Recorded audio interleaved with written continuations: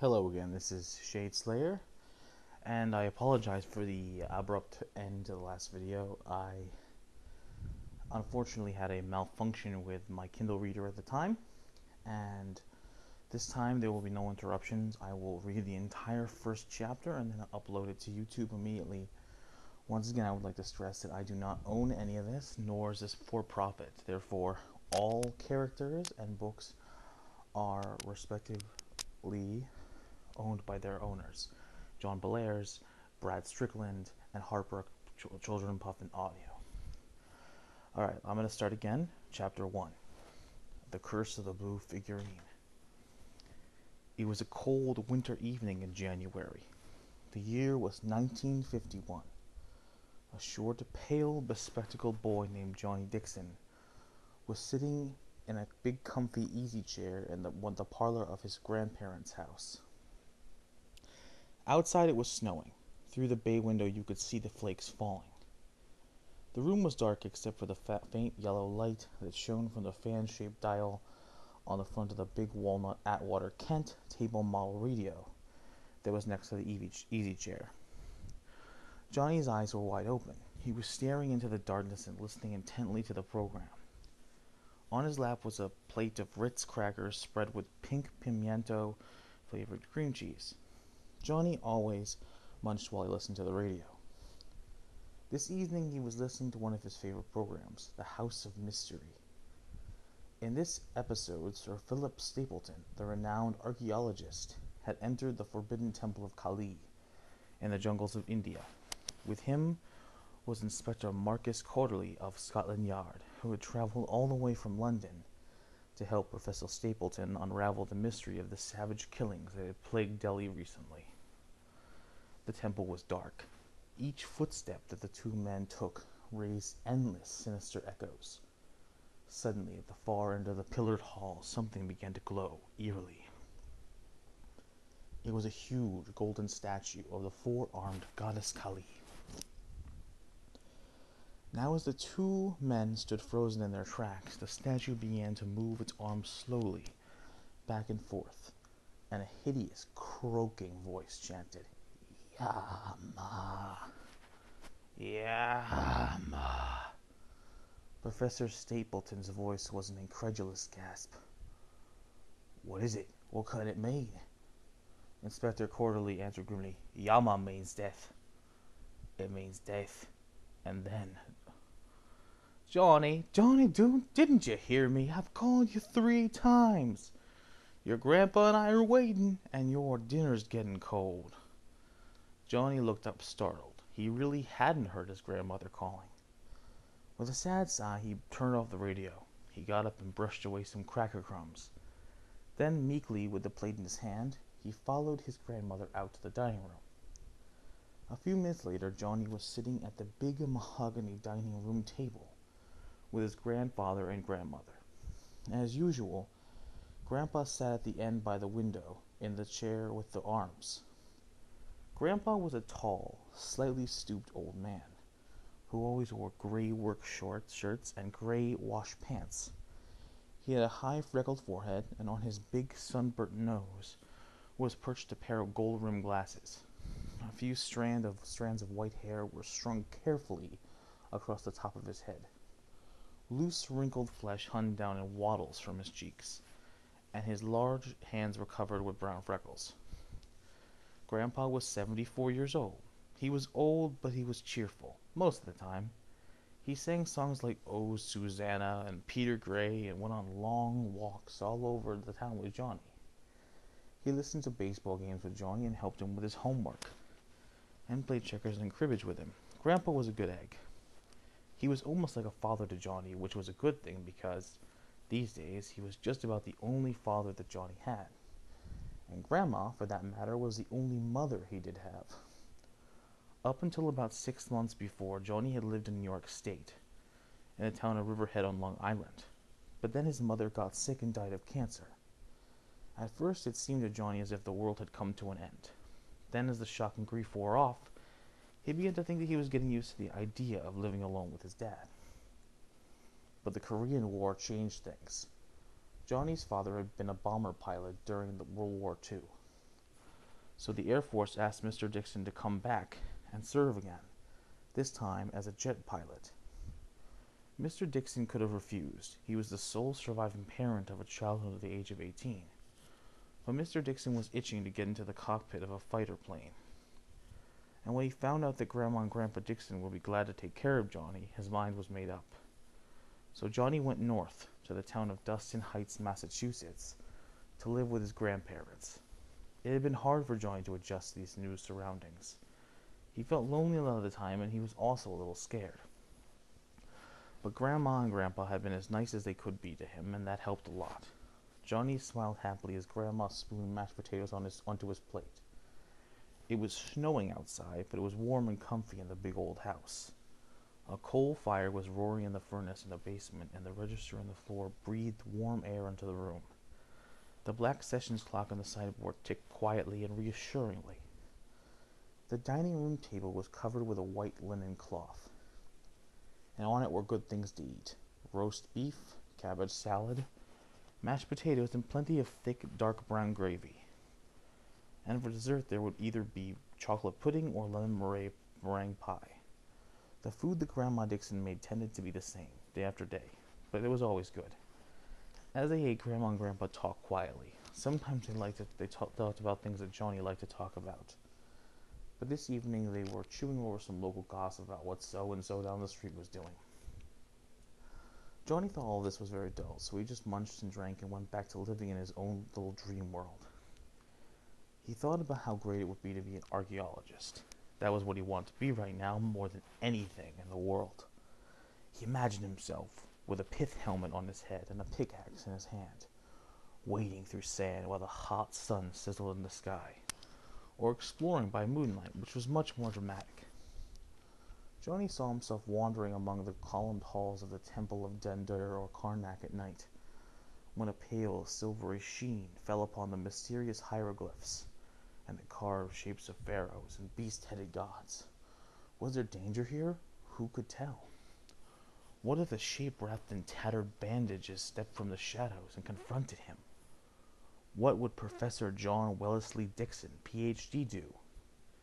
Of course, there was the large British Army service revolver in the holster that hung from his belt, but it would not be of much use against...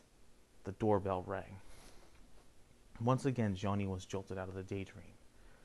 He glanced towards the front hall, and Grandma heaved a deep, discontented sigh. Lord, I wonder who that is. She hated to be interrupted during meals. I'll go see. He shoved his chair back and got up. Me too, said Johnny. He got up and followed his grandfather out to the front door. He really had no reason to go along, but he went anyway, out of sheer, uncontrollable curiosity. Grandpa pulled at the front door and it opened with a rattle. There was a snowy porch. There on the snowy porch stood Professor Childermass. Professor Roderick Childermass, Ph.D., to be precise. Professor Childermass was a short, elderly, red-faced man. A wild nest of white hair covered the top of his head, and mutton-chop whiskers sprouted from the side of his face. His nose was red and pitted and reminded Johnny of a strawberry. Perched slightly askew on the professor's head was an old, shapeless gray fedora, and thrown over his shoulders, sort of like a cape, was an unbelievably dirty and threadbare tweed overcoat. In his left hand, the professor clutched a shovel, or what had once been a shovel. It had been one of those little collapsible shovels that the army calls an entrenching tool. But the red-colored blade had been battered into a shapeless mass of metal, and the hinged wooden handle was splintered and almost broken into. I am so angry that I can't see straight, the professor announced through clenched teeth. I'm so angry that I'd like to murder someone. Grandpa couldn't help grinning. He and the professor were old friends. They had had many heated arguments about politics and life, and things in general had always managed to stay friends. Grandpa knew that the professor was basically a very kindly man, though he did have a rotten temper. Johnny did not know the professor quite as well. He had seen him a few times on the street, and he was, to tell the truth, a bit scared of him. But when he saw his grandpa smiling in such a friendly way, He figured the professor must be an okay person. So you want to murder somebody, said Grandpa, still grinning. Are you going to start with the two of us and then work your way down the block? From the way things look, he added, you've already got started. Who was it, Mrs. Kovacs, or did you get a cop? Oh, shut up, muttered the professor. He scowled at the broken shovel. Just you shut up. I destroyed this thing by beating it against the fire hydrant outside my house. I am mad because my car is stuck in the snow and I can't get it out. I've tried everything. I've dug, I've rocked the car, I've just drat. Can I come in and get warm? Sure, said Grandpa. Anything to keep you from standing there in the doorway and letting the cold air in. Come on out to the dining room and I'll get you a cup of coffee. Then when you're all thawed out, we'll all get the dad-blasted car out of the dad-blasted snowbank, okay?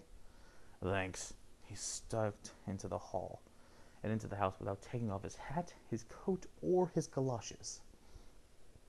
As he went, he left big gobs of melting snow behind him. Uh-oh, thought Johnny. Grandma is gonna have a fit. Grandma was one of those fussy types who vacuumed the house twice a day.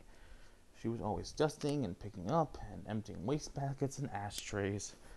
Johnny watched with amusement and horror as Professor Childermass stomped to the dining room table and sat down.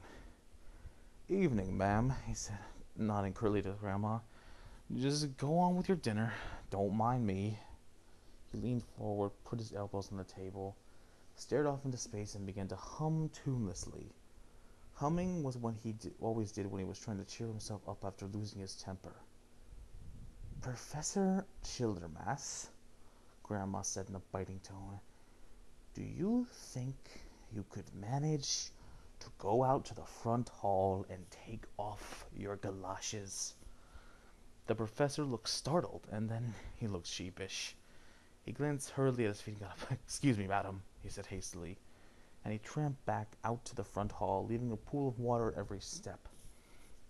Grandma went to the cupboard and got out a small plate. She cut a piece of pie for the professor, and then she went to get a mop. When the professor came back, he apologized for tracking up the floor, and Grandma said,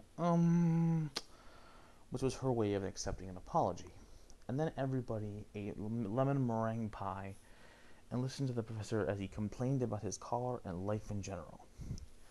Later, Grandpa and Johnny got their coats and boots and hats on and went out to help the professor get his car unstuck. It was still snowing on Fillmore Street. Flakes came whirling down out of the dark sky. They looked black as they swept through the light of the street lamps. Across the street was the professor's car. Its rear end was buried in a heap of snow. The situation looked hopeless, but Grandpa reassured everyone. He said he had once driven a Model T on muddy dirt roads in the springtime, and, said Grandpa, if he could do that, he'd get a car out of a miserable little bitty snowbank. They set to work. The professor got into the car and started it. Grandpa told him to rock it, and he and Johnny would push. The car rocked, and the wheels spun and whined. Spurts of snow flew up into the air. The professor had his car window open so he could give and get directions. Johnny could hear him cursing under his breath as the car lurched back and forth. At first, nothing happened. The car just seemed to be digging itself deeper and deeper into a snowy rut. Cramp the wheel over, Grandpa called. Cramp it way over. The professor cramped it over as suddenly, with a jolt, the car shot forward, spraying wet snow all over Johnny and Grandpa. The professor, who was not a very good driver even under the best of conditions, pulled the car out of the middle of the street and did a U-turn, fishtailing madly. The engine died and he started again. Finally, he managed to nose the car over to the curb in front of Grandpa's house. It was not a very good parking job. The rear end of the car was sticking out into the street, but the professor didn't care. He was disgusted and tired. He got out of the car, slammed the door, and stood there with his hands on his hips, glowering. Cars, he snorted. I hate them. Hate them, hate them, hate them. If I didn't have one to drive to work, I'd push this thing into the Merrimack River, so help me I would. Grandpa ambled slowly across the street, brushing snow off himself. You know, Rod, he said suddenly, it would kind of help if you put chains on your tires. The professor looked startled, and then he waved his hand in an irritated way. Oh, chains. Yes, yes, I suppose I should have thought of them, but I have so many things on my mind these days. Chains. Yes. By the way, Henry, don't call me Rod. I hate to be called Rod, you know that. Sorry, said the grandpa, shrugging apologetically. I keep forgetting. Think nothing of it, said the professor brusquely. Can I come into your house and get something strong to drink? Some booze, I mean. It would make me feel better. Johnny gasped. He had always had it drummed into his head when he was little that you never, never invited yourself into other people's houses. It was terribly impolite, but here was the professor, a college teacher and a respected member of the community, doing just that. And to top it all off, he was asking for liquor, asking for it first instead of waiting to be served. And Grandpa didn't seem to mind at all. It seemed unfair somehow. Laughing and talking, the professor and Grandpa stomped through the snow and up the stairs to the porch. Johnny trailed along behind. When they got to the front door, they found Grandma blocking the doorway. She had a mop in her hand, and she looked grimly determined. She was not going to let the professor track up her rugs and floors a second time. He took the hint. Meekly, with downcast eyes, he shuffled over to the coat tree, sat down on the boot box, and began peeling off his galoshes. A few minutes later, Johnny, Grandpa, and the professor were all sitting around in the parlor, talking. Johnny had gotten a Coke from the refrigerator, and Grandpa was drinking coffee. The professor had a water glass half full of whiskey in his hand. Grandma disapproved of liquor, so she was not present. She was upstairs in her bedroom, listening to the radio after saying her rosary. So, you see, it wasn't such a big job after all, said Grandpa amiably as he sipped from the steaming mug. It only took us, I'd say about 20 minutes at the outside. Is that all? Grumbled the professor. He was trying hard to be grumpy in spite of the cheerful company. It seemed like hours, you know, he went on, wagging his finger at Grandpa. You know, Henry, in 100 years, people would think we were out of our ever-loving minds to spend so much of our valuable time taking care of automobiles. Think of it, everyone on this block owns a 2-ton hunk of metal that he has to feed gas and oil into and wash and get fixed when it goes flooey. We spend half our lives thinking about cars. It's ridiculous, I tell you, ridiculous. Why? Suddenly the professor stopped talking. He had noticed something. On the floor next to the armchair that Johnny was sitting in was a pile of books. They were books on archaeology that Johnny had taken out of the library recently. There were Gods, Graves, and Scholars by C.W. Saram and The Mountains of Pharaoh by Leonard Cottrell, and James Henry Breasted's History of Egypt. Egypt was Johnny's latest craze. He read everything he could about Egypt, and he was always combing the library for Egypt books that he hadn't read. The professor looked at Johnny questioningly. Are those books yours? He asked. He said this as if he could scarcely believe that the answer might be yes. Johnny did not see what was so unusual about reading books on Egypt. He was always reading books about something. Yeah, they're mine, he said casually. I mean, well, they're not really mine. They belong to the library, but I took them out to read, if that's what you mean. You took them out to read, the professor repeated in a wondering tone. Do you have an assignment in school about Egypt? Is somebody making you read those books? Johnny grinned and shook his head. Nope, I like to read. The professor was astounded. He acted as if Johnny had just told him that he was the Pope, or the Sultan of Zanzibar. Good heavens, he exclaimed. You can read and you like to read? Please excuse my amazement, but I've just come from visiting my sister's daughter who lives up in New Hampshire. She has 2 children about your age, and they couldn't read their way through a book of cigarette papers, which is scarcely odd because their parents don't read anything except the phone book and the directions on spaghetti boxes. You like to read? Lord have mercy, will wonders never cease? Johnny found he was beginning to like the professor. He smiled happily and felt proud. Usually grown-ups were not in the least interested in Johnny's reading ability.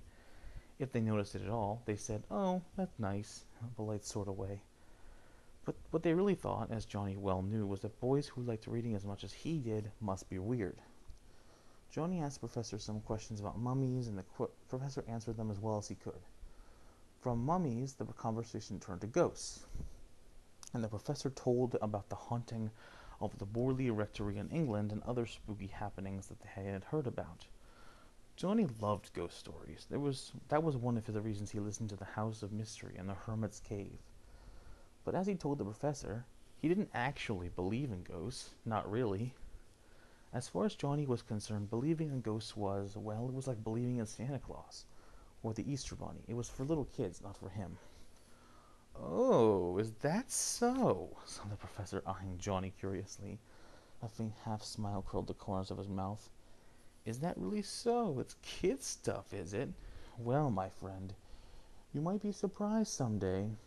Do you know about the ghost of Father Bart that haunts the church you go to every Sunday? Do you? Johnny was really taken aback. He went to St. Michael's Catholic Church all the time with his grandmother and grandfather, but he had never heard about any ghost. The professor grinned. He could see that he had Johnny's attention, and then, without further ado, he launched into his tale.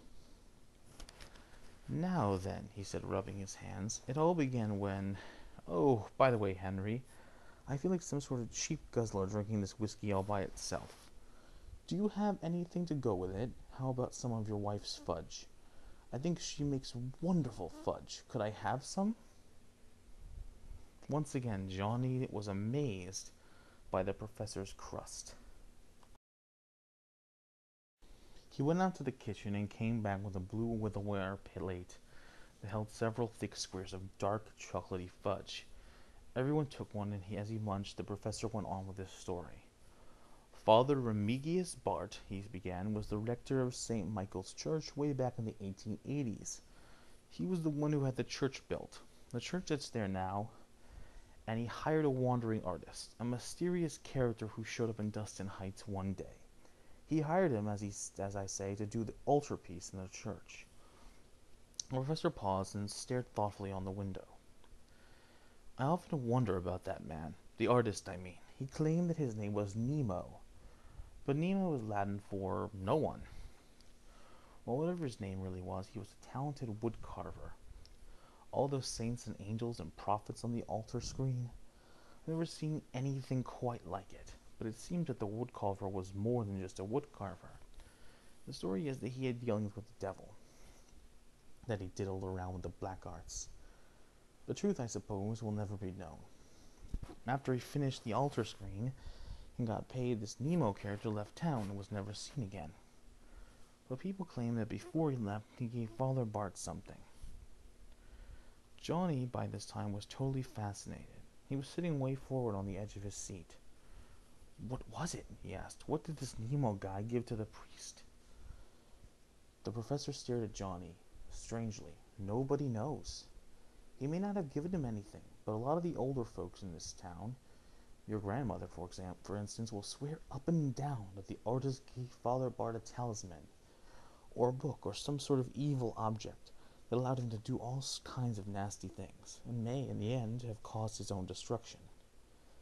The professor paused and grabbed another piece of fudge. He stuffed it in his mouth and chewed it slowly, savoring every chocolatey smidgen of it. The professor loved dramatic pauses. He felt that they added to his stories. Johnny squirmed impatiently in his seat. He wanted to hear more. Delicious fudge," said the professor, smacking his lips.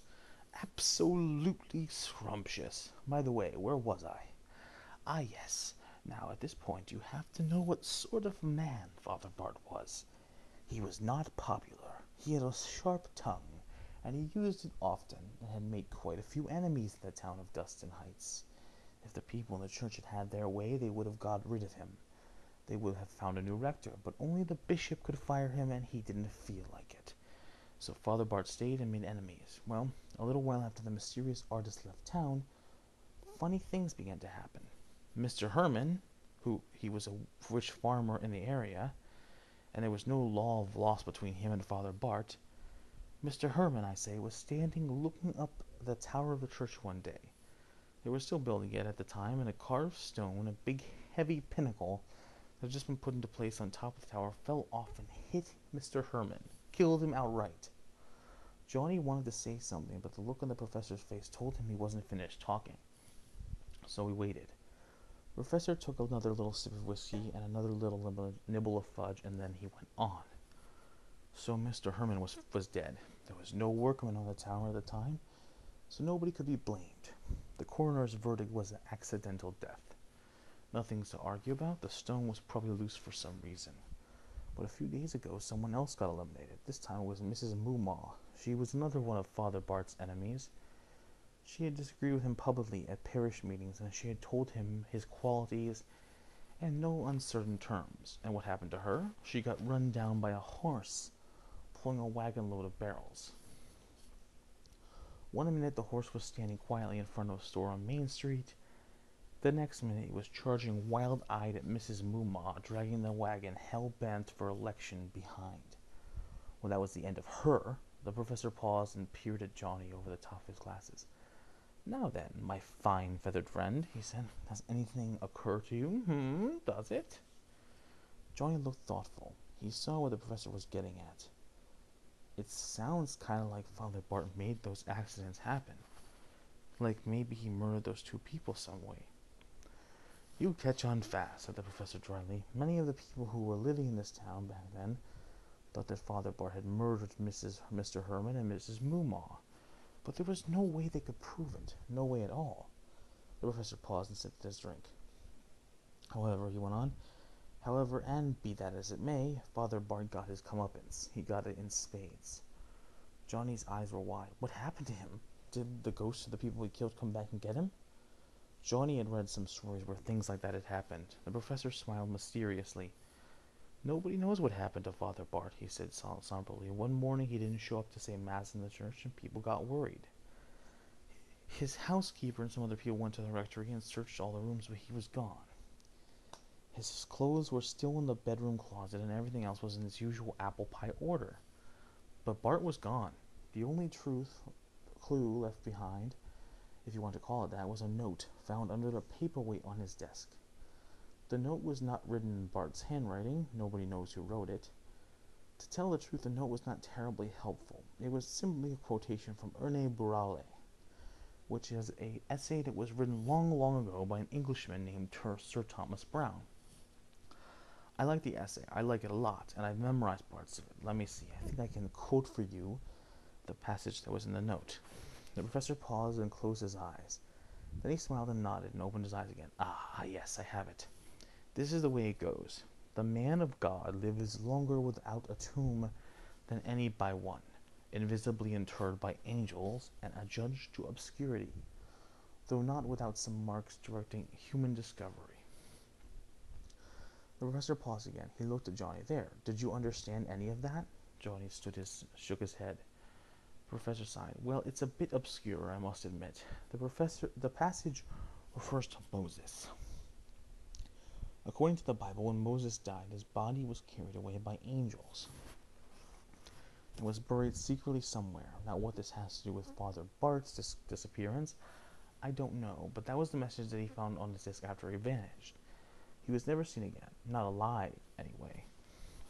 Johnny looked puzzled. Do you mean, did they find his body somewhere? The professor shook his head and smiled tantalizingly. No, I didn't mean that. They never found his body, but he has been seen in St. Michael's Church. Several times. Every now and then, late on a winter night, someone will be sitting in the back of the church saying the rosary or praying, and then this person will feel a sudden chill and hear a funny noise, and then they'll turn around and he'll be big as life. Johnny's mouth dropped open. Father Bart?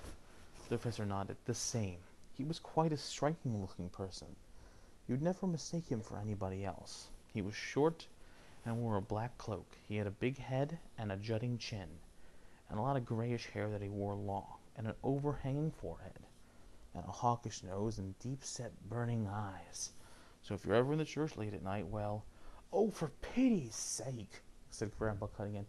Don't scare the poor kid to death. I'll never get him to go to church with his grandma on Wednesday nights if you carry on like that. By the way, I think it's a shame that a man like that, a priest and all, should gone over to the devil, serving the powers of evil and darkness. Can you imagine? The professor twisted his mouth into a wry smile. It's happened before, he said. If you read your history, you'll find that some of the great medieval sorcerers were priests, like Roger Bacon and Albertus Magnus. Of course, they stayed on the white magic side most of the time, but if you fool around with magic, there must be a terrible temptation to call upon the powers of hell. After all, white magic can only do so much. It can't get revenge for you. It can't help you to wipe out an enemy. Only the bad guys can help you with that. Silence fell. The story was over, and neither Johnny nor Grandpa felt like asking any more questions. The professor gobbled the last piece of fudge and then announced that he had to go. It was getting late, and he had papers to correct before he went to bed. Johnny had homework to do, so he went out to the dining room table, turned on the light, and sat down to struggle with the square root problems he had been given. The front door opened and closed. The professor was gone.